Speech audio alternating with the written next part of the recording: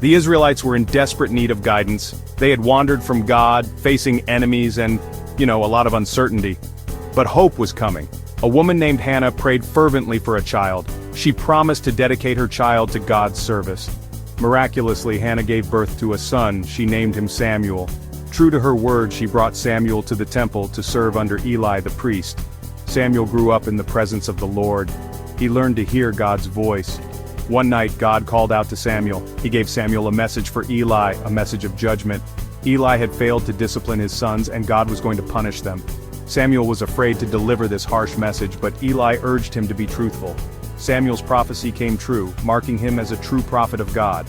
He would lead Israel with courage and wisdom during a turbulent time. As Samuel aged, the Israelites became restless. They looked around at other nations and saw they had kings. They wanted a king too, someone to unite them and, lead them in battle. Samuel warned them that a king would bring heavy burdens. They would be subject to his demands and taxes, but the people refused to listen. God directed Samuel to a tall, impressive man named Saul.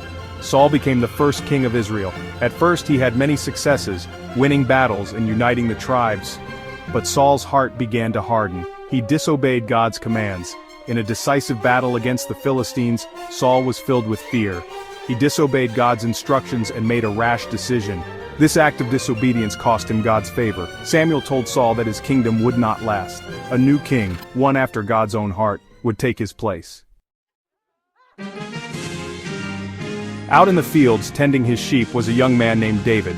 He was the youngest of Jesse's sons, often overlooked by his family. But God saw something special in David. He was brave, faithful, and honestly, he really loved the Lord. One day the Philistine giant Goliath challenged the Israelite army. David, armed with only a slingshot and stones, stepped forward to fight Goliath. He trusted in God's strength, not his own. With one well-aimed stone, David brought the giant crashing down. This victory over Goliath made David a hero. He became a skilled warrior, winning many battles for Saul. Saul, however, grew jealous of David's popularity. He saw David as a threat and tried to kill him. David, forced to flee for his life, lived as a fugitive, hunted by the very king he served.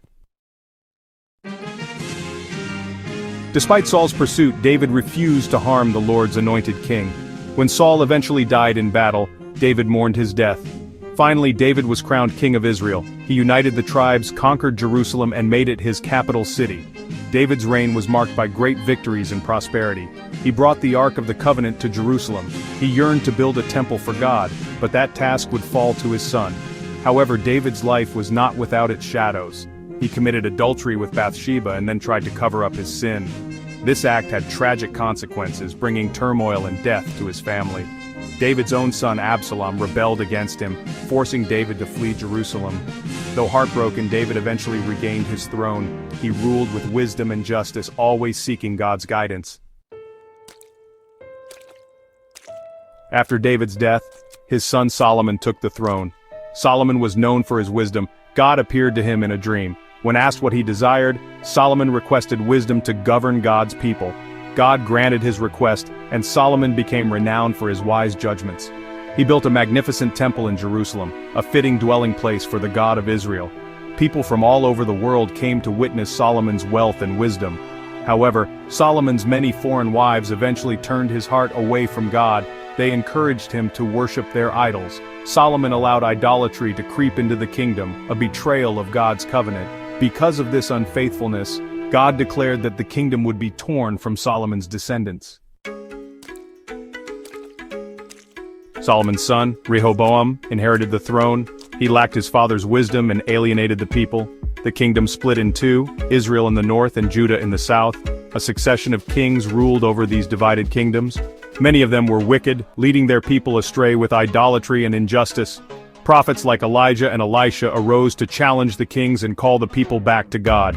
Elijah confronted the wicked king Ahab and his queen Jezebel, who promoted the worship of Baal. He performed miracles, including calling down fire from heaven to demonstrate God's power. Elisha, Elijah's successor, also performed miracles and warned the kings of their wickedness, but their warnings often fell on deaf ears. The northern kingdom of Israel fell to the powerful Assyrian Empire. Its people were scattered and taken captive. The southern kingdom of Judah, though it lasted longer, eventually suffered the same fate. Jerusalem was destroyed, and the people were exiled to Babylon. Their disobedience had led to unimaginable suffering, yet even in exile a glimmer of hope remained. God had not abandoned his people. His promise to David's family remained. A future king, a descendant of David, would one day come. He would be the Messiah, the true king, who would restore Israel and bring peace to the world.